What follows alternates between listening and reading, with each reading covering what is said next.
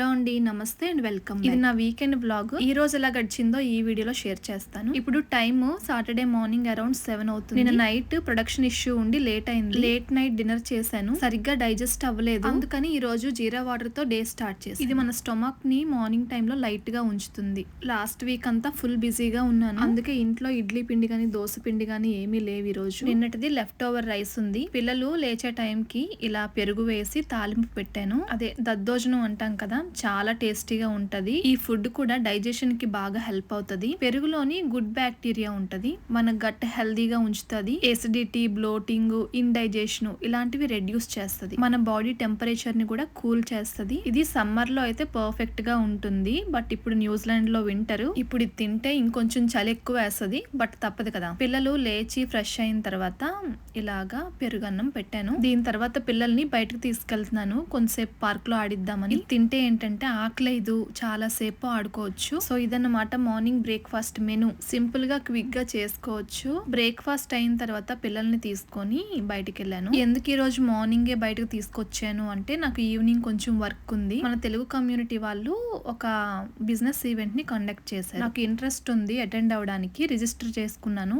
అయితే అక్కడికి పిల్లలకి అలవ్ లేదనమాట. సో పిల్లల్ని ఈయన చూసుకుంటారు, నేను ఒక్కదాన్నే వెళ్దాం అని చెప్పి ప్లాన్ అనమాట. హాలిడే టైంలోని వీళ్ళిద్దరిని ఇంట్లో వదిలేసిన ఒక్కదాన్ని బయటికి వెళ్ళాలంటే ఏదోలా అనిపిస్తుంది నాకు. సో ఆ ఫీలింగ్ కొంచెం తగ్గించుకోవడానికి నేను ఏం చేశానంటే, మార్నింగ్ టైం వీళ్ళిద్దరిని బయట తీసుకొచ్చి వీళ్ళతో టైం స్పెండ్ చేశాను. 3 hours ఆడించానండి. ఇది ఒక పెద్ద పార్క్ అన్నమాట, చాలా బాగుంటది, పీస్ఫుల్ గా కామ్ గా అనిపిస్తుంది. ఈ రోజు వెదర్ కూడా బాగుంది, కొంచెం చలి అయితే అనిపిస్తుంది వింటర్ టైం కాబట్టి, కానీ కొంచెం సన్నీగా ఉందన్నమాట. బయట ఆడుకోవడానికి పర్ఫెక్ట్ వెదర్ అండి. పిల్లలు రన్నింగ్, సైక్లింగ్ చేయడం వల్ల చాలా యాక్టివ్ గా ఉంటారు. వాళ్ళ స్ట్రెంగ్త్, స్టామినా, ఇమ్యూనిటీ ఇంప్రూవ్ అవుతాయి. ఇంకొక పెద్ద బెనిఫిట్ ఏంటో చెప్పనా, స్క్రీన్ టైం తగ్గుతుంది, ఫ్రెష్ ఎయిర్ ఉంటది.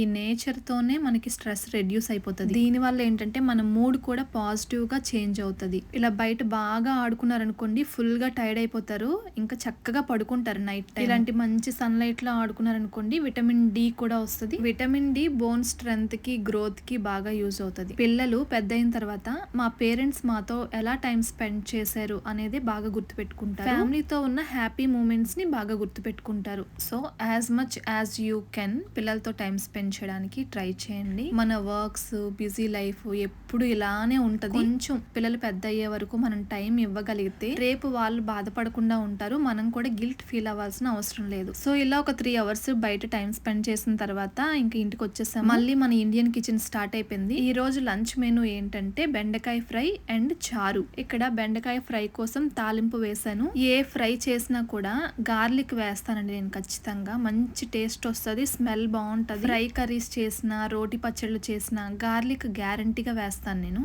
ఈ ఆనియన్స్ వేసాను, ఇలా ఫ్రై అవుతూ ఉంటాయి. ఈ లోపల పక్కన చారు పెడుతున్నాను.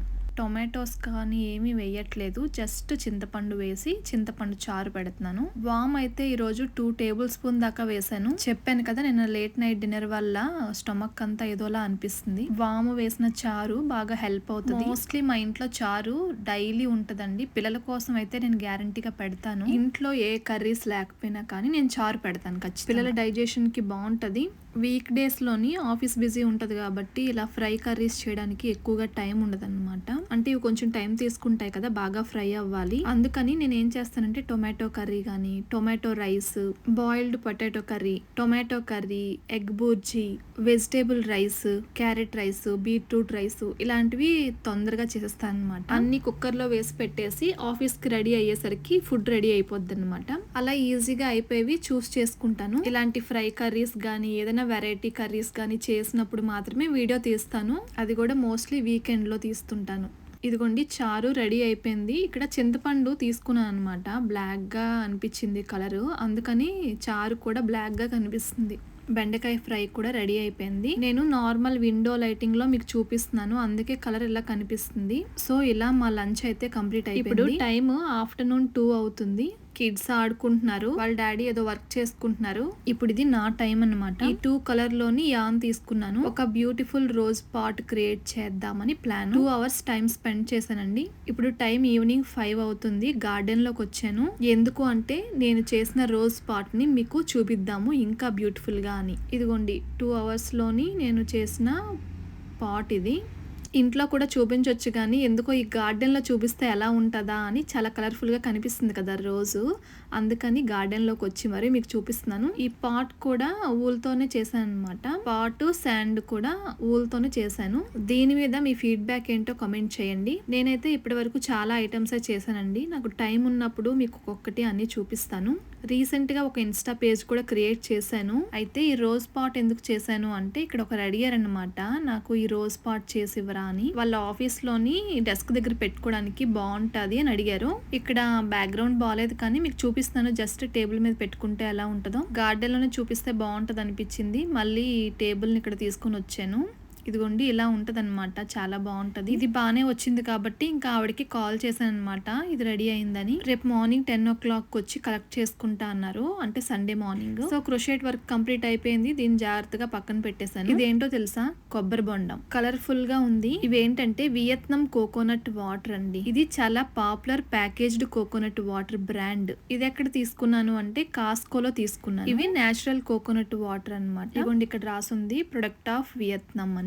దీన్ని ఎలా ఓపెన్ చేస్తారో ఇప్పుడు మీకు చూపిస్తాను. ఈ కోకోనట్ తోనే ఒక క్యాప్ లాగా వస్తదన్నమాట. ఇదిగోండి ఇలా ఉంటుందన్నమాట క్యాప్. ఇప్పుడు నేను ఇలా పట్టుకున్నాను కదా, దీన్ని మనం బయటకు తీసేయాలి, లేకపోతే ఇది అందులో ఫిట్ అవ్వదు బొండంలోని. అందుకని ఇప్పుడు నేను ఇది లాగేస్తాను చూడండి. జస్ట్ ఇలా అంటే వచ్చేస్తుంది చాలా ఈజీగా. ఇప్పుడు ఇది పక్కన పెట్టేద్దాము. ఇప్పుడు ఈ క్యాప్ ఉంది కదా, దీన్ని ఈ కోకోనట్లోకి ప్రెస్ చేయాలి. కొంచెం టైట్గానే అనిపిస్తుంది, గట్టిగా ప్రెస్ చేయాలి. నేనైతే మొత్తం నా బలమంతా ఉపయోగించి ప్రెస్ చేశాను. ఇగోండి ఎంతవరకు ప్రెస్ చేశానంటే బాగా లోపలికి వెళ్ళిపోయింది. ఇలా వెళ్ళిన తర్వాత ఇప్పుడు మళ్ళీ దీన్ని బయటకు తీసేయాలి. ఇది తీయడం కూడా కొంచెం కష్టమే, అంత ఈజీగా వచ్చేది. గట్టిగా లాగాను, మీకు వీడియోలో చూపించలేదులేండి. ఇంకా ఈ బొండంతోనే ఒక స్ట్రా కూడా ఇస్తారు. ఇదిగోండి ఇలా తీసుకుని ఇంకా నార్మల్గా స్ట్రా ఇందులో పెట్టుకొని తాగేయడమే. మన ఇండియాలోని కొబ్బరి బొండంకి ఇక్కడ కొబ్బరి బొండంకి కొంచెం తేడా ఉంది కదా, అందుకే మీతో షేర్ చేసుకున్నాను. ఇది ఎవరి కోసం తెచ్చాము అంటే మా పాపకి కొంచెం వెయిట్ చేసినట్టు అనిపించింది, ఫేస్ మీద చిన్న చిన్న పింపుల్స్ లాగా వస్తున్నాయి. ఇంకా వాళ్ళ డాడీ వెంటనే వెళ్ళి కొబ్బరి బొండం తీసుకుని వచ్చారు. ఇప్పుడు టైం ఈవినింగ్ 6 అవుతుంది. మీకు చెప్పాను కదా ఇందాక నా ఈవినింగ్ ప్లాన్ ఏంటో అని. మన తెలుగు అసోసియేషన్ ఆర్గనైజ్ చేసిన బిజినెస్ ఈవెంట్ కి వెళ్ళాను. పిల్లలిద్దరిని వాళ్ళ డాడీకి అప్ చెప్పాను. నాకు తెలిసి ఫస్ట్ టైం అనుకుంటా ఆఫీస్కి వెళ్ళేటప్పుడు మాత్రమే ఒక్కదాన్ని వెళ్ళేదాన్ని. ఇంకా ఏ ఈవెంట్స్ కైనా బయటకైనా పిల్లల్ని అందరినీ తీసుకుని వెళ్తా, అందరం కలిసి వెళ్తాము. కానీ దీనికి స్ట్రిక్ట్లీ పిల్లలు నాట్ అలౌడ్ కాబట్టి నేను వెళ్ళాను అనమాట. 6 to 9 ఈ ఈవెంట్ లోనే అయిపోయింది. ఇక్కడైతే అందరూ కలిసి చాలా ఇంట్రెస్టింగ్ గా బిజినెస్ ఐడియాస్ ని డిస్కస్ చేశారు. అందరూ చాలా ఇంట్రెస్టెడ్ గా ఉన్నారు. ఇప్పుడే ఈవెంట్ స్టార్ట్ అయింది. ఈవెంట్ మా తెలుగు తల్లి సాంగ్ తో స్టార్ట్ అయింది.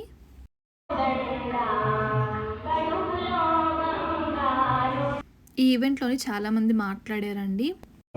Since 1998, rather than spending too much time on కొంతమంది స్టార్టప్ ఐడియాస్ గురించి మాట్లాడారు, ఇంకొంతమంది స్మాల్ బిజినెస్ ఆపర్చునిటీస్ గురించి షేర్ చేస్తున్నారు, ఇంకొంతమంది వాళ్ళు ఏ సర్వీసెస్ ని ప్రొవైడ్ చేయగలుగుతారు అనేది షేర్ చేశారు. అందరి కళ్ళల్లోని ఒకటే ఎక్సైట్మెంట్ అండి, ఎందుకంటే చాలా మంది ఇప్పుడు బిజినెస్ వైపు ఇంట్రెస్ట్ చూపిస్తున్నారు. ఇప్పుడు ఇంకా ఏదైనా ఆన్లైనే కదండి. ఈ ఈవెంట్ చాలా ఇన్స్పిరేషన్ గా అనిపించింది. ప్రతి ఒక్కరూ వాళ్ళ ఎక్స్పీరియన్స్ ని షేర్ చేసుకున్నారు. ఫారెన్ కంట్రీలో ఉంటూ కూడా మన వాళ్ళలో ఉన్న ఆంటర్ప్రినర్షిప్ స్పిరిట్ చూస్తే చాలా ఇన్స్పిరేషన్గా అనిపించింది. చిన్న ఏజ్లో ఉన్న వాళ్ళు కూడా మంచి మంచి ఐడియాస్ ఇచ్చారు. చిన్న చిన్న ఐడియాస్ కూడా ఫ్యూచర్లో పెద్ద సక్సెస్ అవ్వచ్చు కదా. ఈ ఈవెంట్ ఏంటంటే నెట్వర్కింగ్, సపోర్టు, ఎంకరేజ్మెంటు అన్నీ ఒకే ప్లేస్లో దొరికే ఆ ఈవెంట్ అనమాట. కొంతమంది పెద్ద పెద్ద వాళ్ళు ఉన్నారు, 30 years నుంచి న్యూజిలాండ్లో ఉంటూ మంచి మంచి బిజినెస్లో సక్సెస్ అయిన వాళ్ళు ఉన్నారు. వాళ్ళు కూడా కొత్త వాళ్ళందరికీ కూడా చాలా సపోర్ట్ చేస్తామని చెప్పారనమాట. అయితే ఈ ఈవెంట్లోని మన తెలుగు అసోసియేషన్ ఒకటి లాంచ్ చేసింది. ఏంటంటే మన బిజినెస్ హబ్. మన తెలుగు కమ్యూనిటీలోని ఒకటి చాలా స్పెషల్ అండి. ఏంటంటే ఎప్పుడూ కూడా ఒకరికొకరు సపోర్ట్ చేసుకుంటారు. నువ్వు కూడా చేయగలవు, చెయ్యి అని ఎంకరేజ్ చేస్తుంటారు. ఇలాంటి ఈవెంట్స్లో పార్టిసిపేట్ చేయడం వల్ల జస్ట్ నాలెడ్జే కాదు, మోటివేషన్ కూడా వస్తుంది అనమాట. మన ఇండియన్స్ ఎవరైనా కొత్తగా బిజినెస్ స్టార్ట్ చేయాలనుకుంటే మన తెలుగు అసోసియేషన్ దానికి సపోర్ట్ చేస్తుంది. క్వార్టర్లీ మీటింగ్స్ కండక్ట్ చేస్తుంది. ఆ మీటింగ్లోని బిజినెస్ చేసే ప్రతి ఒక్కరు కూడా ఇన్వాల్వ్ అవుతారు. వేరే బిజినెస్ ఓనర్స్ తోని డిస్కస్ చేస్తారు, కొలాబరేట్ అవుతారు, అడ్వైజెస్ తీసుకుంటారు. మిగతా వాళ్ళందరూ బిజినెస్లో గ్రో అవడానికి హెల్ప్ చేస్తారు. కాంటాక్ట్స్ పెరుగుతాయి, నెట్వర్క్ పెరుగుతుంది. అదే కదా బిజినెస్ కి కావాల్సింది. సో ఇలా ఈవినింగ్ 6 to 9 టైం అంతా కూడా ఈవెంట్ లో గడిచింది. అండ్ అక్కడే డిన్నర్ కూడా పెట్టారు. డిన్నర్ అయిపోయిన తర్వాత ఇంకా అందరికి బాయ్ చెప్పేసి ఇంటికి వచ్చాను విత్ పాజిటివ్ ఎనర్జీ. సో ఇదండి ఈ రోజు ఇలా గడిచింది. మీరు ఏదైనా బిజినెస్ స్టార్ట్ చేయాలనుకుంటే ఏ బిజినెస్ స్టార్ట్ చేస్తారో కామెంట్ చేయండి. ఉంటాను.